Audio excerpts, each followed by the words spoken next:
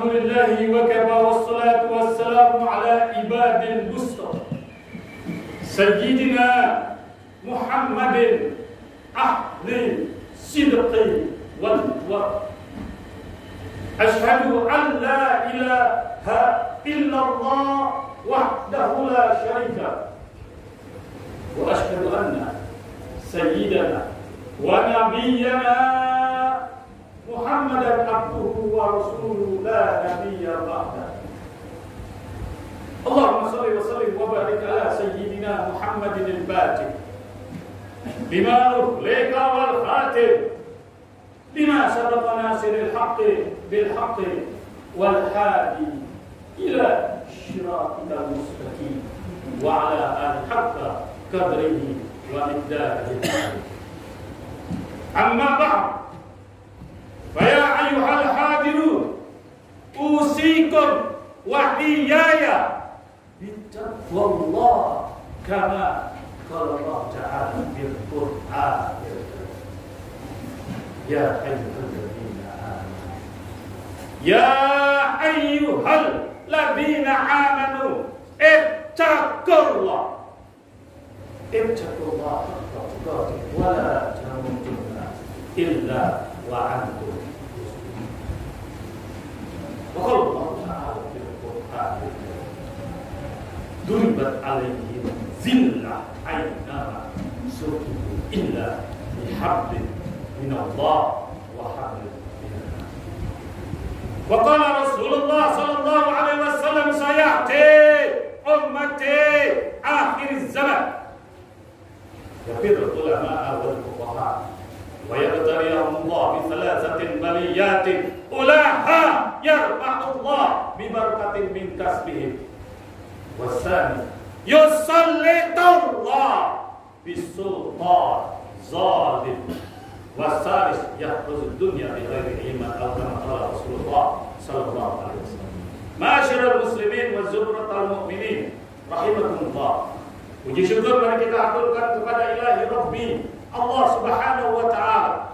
Dialah Allah yang telah memberikan kita kenikmatan sehingga dengan kenikmatan itu pada hari ini kita dapat menghadiri undangan Allah, yaitu salat Jumat bersama-sama di masjid yang sangat Allah berkahi. Seraya kita bermohon, bermunajat kepada Allah, mengetuk pintu langitnya Allah, mudah-mudahan kita diampuni dan diberikan hidayah keberkahan selama masa hidup di dunia ini. Amin ya rabbal alamin. Salawat dan salam senantiasa kita sampaikan kepada pemimpin Islam, akhirul anbiya'i wal mursalin, Nabi Muhammad sallallahu alaihi wasallam. Jamaah salat Jumat yang dimuliakan oleh Allah Subhanahu wa taala. Rasulullah sallallahu alaihi wasallam pernah diminta oleh istrinya yang dia sayangi, yaitu Siti Aisyah radhiyallahu anha. Ya Rasulullah, wahai kakanda, sungguh sangat aku bahagia jika engkau mendoakan aku agar hidup kita bersama di dunia dan di akhirat dan mendapat keridhaan Allah Subhanahu wa taala. Permintaan dari seorang istri kepada Rasulullah sebagai pemimpin negara, pemimpin umat Islam dan pemimpin para anbiya dikabulkan oleh Rasulullah. Lantas Rasulullah berkata, ya Siti Aisyah radhiyallahu anha, aku telah mengabulkan permintaan engkau. Insya Allah dengan izin Allah kita akan hidup di dunia maupun di akhirat bersama-sama. Apakah engkau gembira wahai istriku tersayang? Jawabnya Siti Aisyah, aku sangat gembira dan lebih sangat gembira serta senang. Apa jawaban Rasulullah sallallahu alaihi wasallam? Ya Aisyah, ketahuilah, bukan engkau saja yang aku mintakan ampunan, keredoan kepada Allah, tapi umatku saat ini dan saat yang akan datang. Itu namanya pemimpin, Pak. Itu namanya pemimpin. Pemimpin yang bukan dibesarkan oleh para pemimpin Quraisy, pemimpin yang bukan dibesarkan oleh manusia, tapi pemimpin yang dibesarkan yang zat yang sangat besar, yaitu Allah Subhanahu wa ta'ala.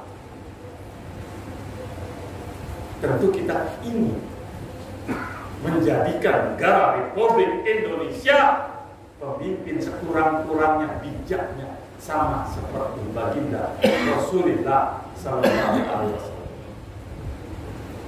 Apalagi pada saat 14 Februari hari Rabu yang lalu kita sama-sama memilih pemimpin, tentu pemimpin yang anti korupsi, anti macam-macam, dan selalu mensejahterakan rakyat Indonesia.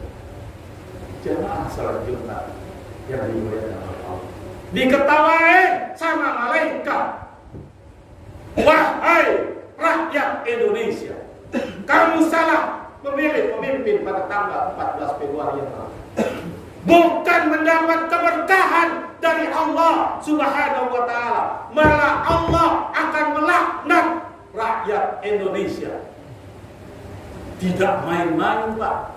Bukan kata saya, ini cap yang didasarkan oleh hadis diriwayatkan oleh Imam Bukhari. Karena pemimpin yang Anda pilih pada saat ini mengajak Anda untuk melakukan murka Allah dan laknat Allah Subhanahu wa ta'ala. Bukan semua, sebagian, tapi menyeluruh di seluruh Indonesia. Jamaah sholat Jumat yang dimuliakan Allah, tinggal tunggu saja tanggal mainnya murka Allah, laknat Allah. Apalagi di 2 tahun yang lalu BMKG sudah memprediksikan akan terjadi bencana tsunami yang akan masuk ke daratan tingginya 30 meter. Tinggal tunggu saja. Mengharap pemimpin yang mensejahterakan rakyat, tapi pemimpin itu justru menjerumuskan rakyatnya ke dalam laknatullah alaih. Kita berpikir, apa hadis jamaah sholat Jumat yang dimuliakan oleh Allah Subhanahu wa ta'ala? Qala Rasulullah sallallahu alaihi wasallam, laknatullah 'ala rasi wal murtasi. Allah melaknat orang yang menyogok dan disogok. Berapa banyak rakyat Indonesia diberikan sembako, dikasih uang 100.000, 200.000 untuk memilih dirinya, untuk memilih pemimpin negara. Apakah itu Allah nggak murka? Murka. Orang yang menyogok dan disogok dilaknat oleh Allah. Artinya murka Allah. Mendapat pemimpin yang dimurkai oleh Allah dengan mengajak seluruh bangsa Indonesia yang karena hampir rata-rata kurang lebih lah, tidak semua, garis kemiskinan.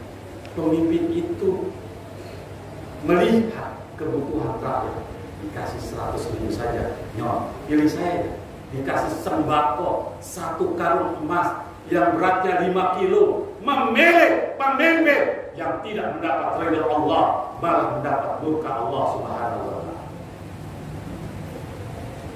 Jamaah sholat Jumat yang dimuliakan oleh Allah Subhanahu wa ta'ala, itu poin yang pertama. Bukan Allah memberkahi pemimpin yang terpilih pada saat ini hasil sogok menyogok, malah mendapat laknat Allah Subhanahu wa ta'ala hanya gara-gara dikasih sembako, dikasih uang, istilahnya serangan pajak. Itu yang pertama. Jamaah sholat Jumat yang dimuliakan oleh Allah Subhanahu. Yang kedua, kita mengeluh bulan-bulan sebelumnya umat Islam dipitnah, umat Islam dijelek-jelekkan. Apakah itu yang menjelek-jelekkan dari para pejabat maupun para tokoh? Marah ini umat Islam, marah,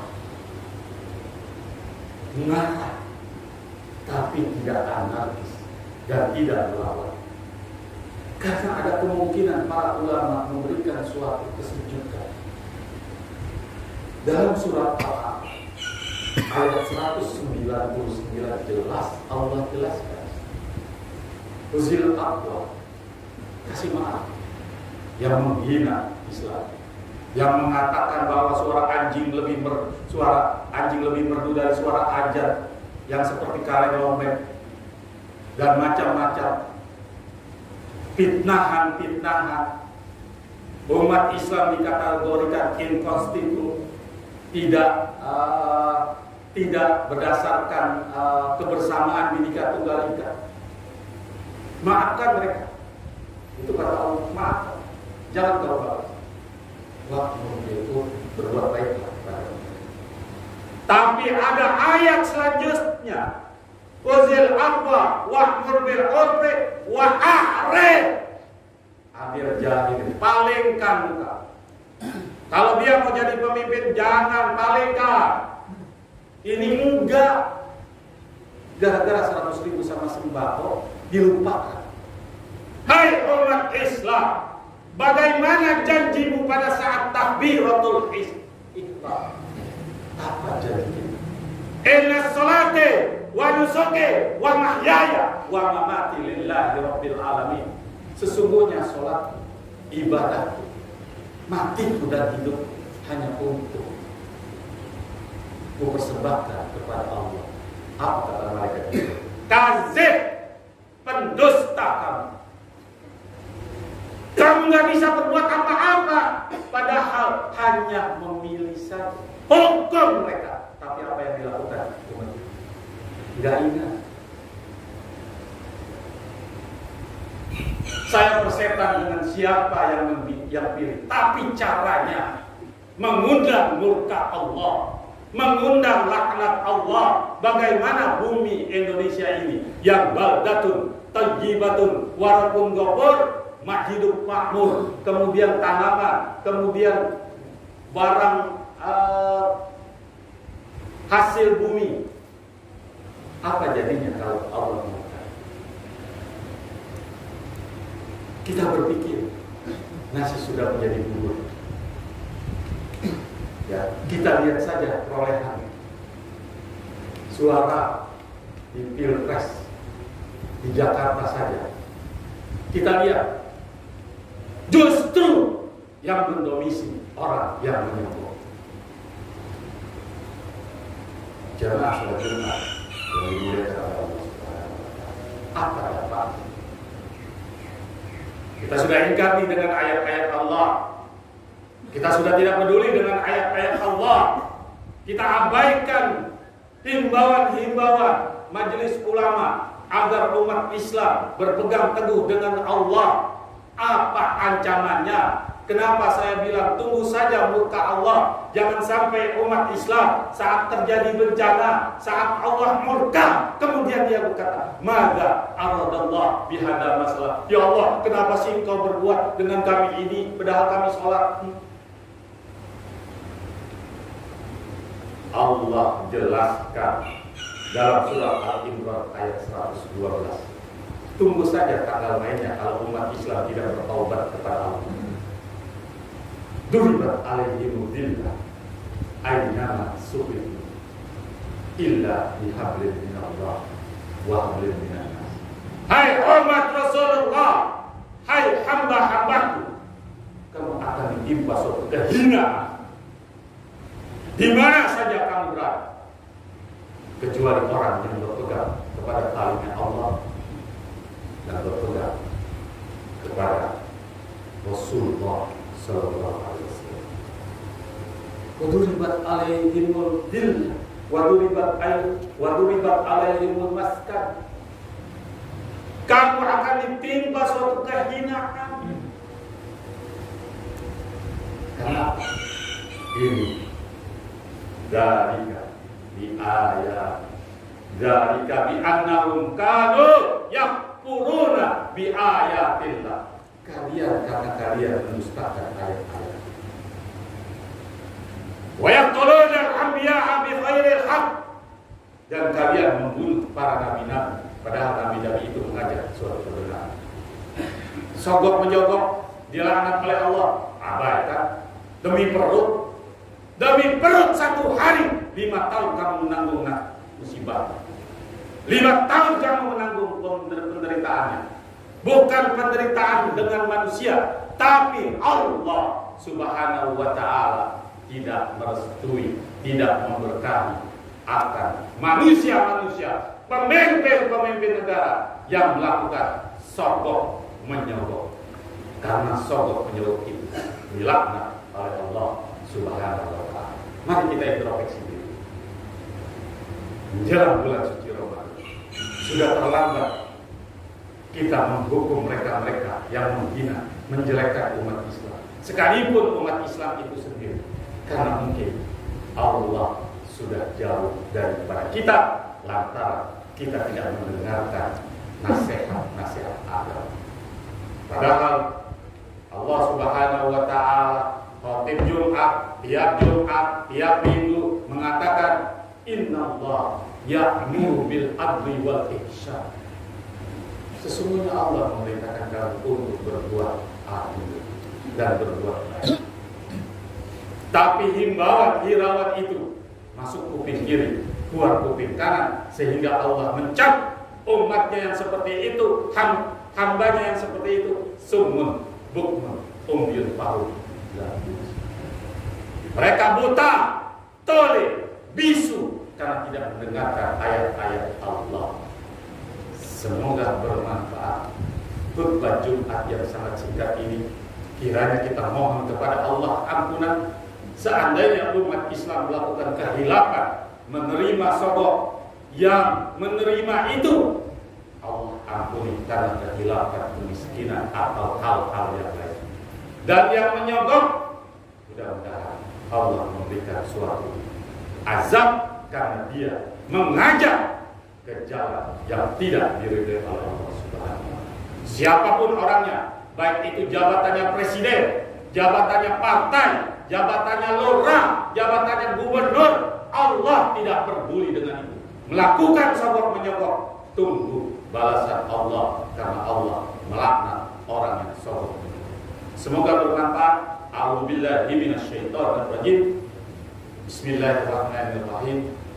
Wal 'asri innal insana lafi khusr illa alladziina aamanu wa 'amilus shalihaati wa tawassaw bil haqq wa tawassaw bis sabr.